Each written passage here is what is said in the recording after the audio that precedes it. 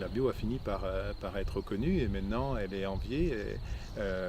On allait il y a 30 ans au Crédit Agricole, on se faisait regarder avec des gros yeux, mais c'est quoi cet Huluberlu qui veut 3 sous? Maintenant on a un projet en bio, eh bien on est reçu très très bien. On est devenu crédible. C'est quand même un grand pas de franchi, mais peut-être que toi, tu n'en as pas conscience.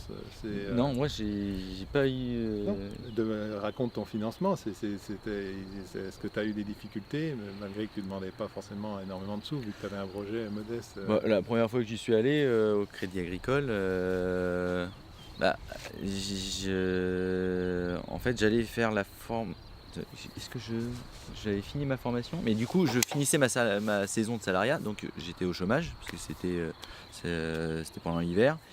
Et bah, j'étais pas encore agriculteur, parce que j'ai pas de terrain. Et donc, c'était un peu un dialogue de sourds, parce que la conseillère m'a dit, mais alors, vous êtes chômeur, et vous êtes pas agriculteur? Je dis, bah non, parce que j'ai pas de terrain, donc tant que j'ai pas de terrain, je peux pas être agriculteur. Oui, mais alors vous êtes chômeur et puis vous n'êtes pas agriculteur, bah on peut pas vous prêter d'argent parce qu'il fallait que je finance l'achat de mon terrain. Je dis bah non, mais une fois que j'aurai, si je peux acheter les terrains, je deviendrai agriculteur. Oui, mais là vous n'êtes pas agriculteur. Bah non. Donc Et la solution, c'était quoi?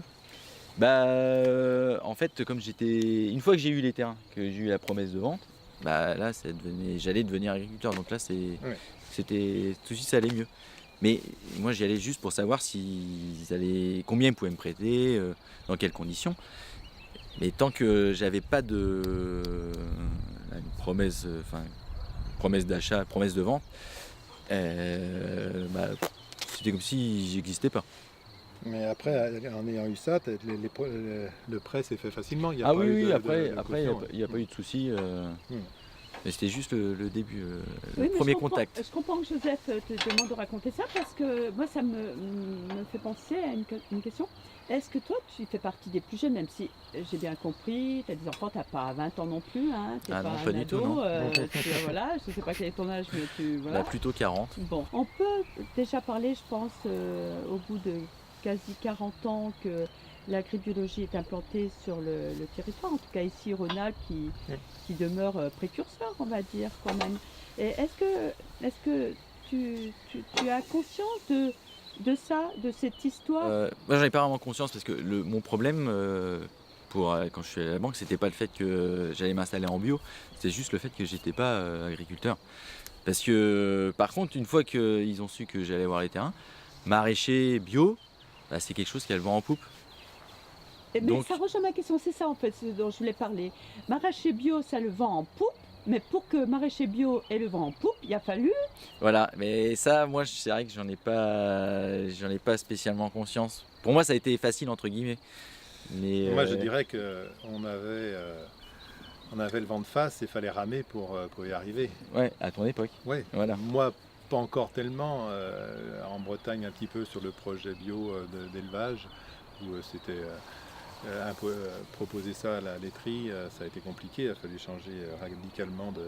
Mais parce qu'aussi à l'époque, la filière n'était pas encore. Oui, mais rien tout n'était était en à place, faire. tout était à faire Voilà. au niveau des techniques de production, au niveau de la clientèle, au niveau de pouvoir justifier un prix supérieur sur les marchés. Les touristes qui débarquent, qui voient ça, qui voient les haricots, le double du prix du revendeur du coin.